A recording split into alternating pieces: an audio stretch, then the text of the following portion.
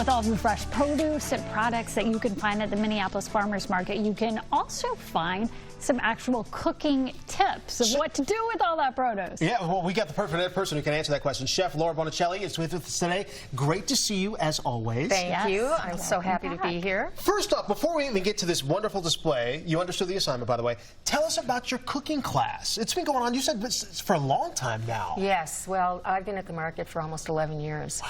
So, congratulations. And we'll be doing this demo with these dishes this Saturday at 10 a.m., but I'll be there twice in August and 3 times in September. And you have a deep mission of connecting people with Yes, this year the market focused all of my demos on the Mediterranean diet, and that is singing my song. I love all of this food.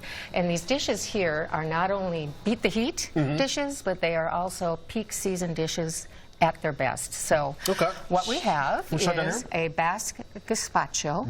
And gazpacho is actually a salad that is layered in a blender. This is what it would look like typically in this blender. Right, exactly. And then if you want to shake that up and put that in there, that's the dressing. So we have tomatoes, that's usually a base, right? Right, tomatoes, we have cucumbers, we have peppers, and we even have bread, which is the croutons.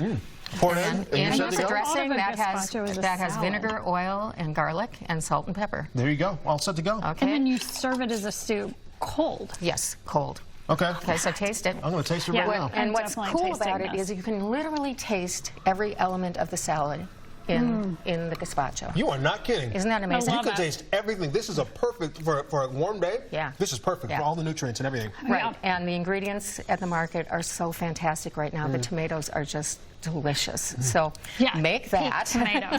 And I know we're going to do minestrone in a second, but tell us about the salad first. This Greek salad is a layered salad, and this is how I like to serve it. So this is like family style. The symmetry. And this is a personal one. That's just fun too. Right here. So again, the tomatoes, and it's got legumes, the layers, chickpeas, and we finish it with a little feta and some Spanish tuna.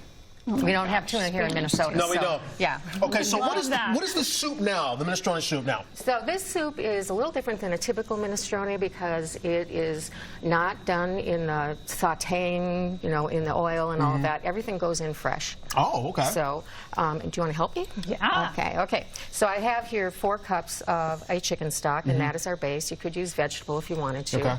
And then we have some tomatoes that I actually canned at the market last year. So we can dump those in. We'll dump them in? Yeah. We got about 30 seconds maybe? Watch the soup. Okay. And then the other ingredients, we have celery, onions, carrots, spinach, cannoli beans. Yeah, these are the finishing ingredients, and these are the base. Put them all in. So here's what's going to happen. I'm going to put all these ingredients in here right now. Adam is going to go do his forecast. We're going to finish this up, and Adam will join us over here. Does that sound good? That sounds perfect. Sound like a plan for me? Okay. So Adam Del Rosso, you take it away right now. We're going to be working hard. We're paying attention to your forecast, I promise. That sounds like a great plan. I'm excited that I got an invite over here. So, yeah, forecast-wise, anything that you're trying to grow in your own garden,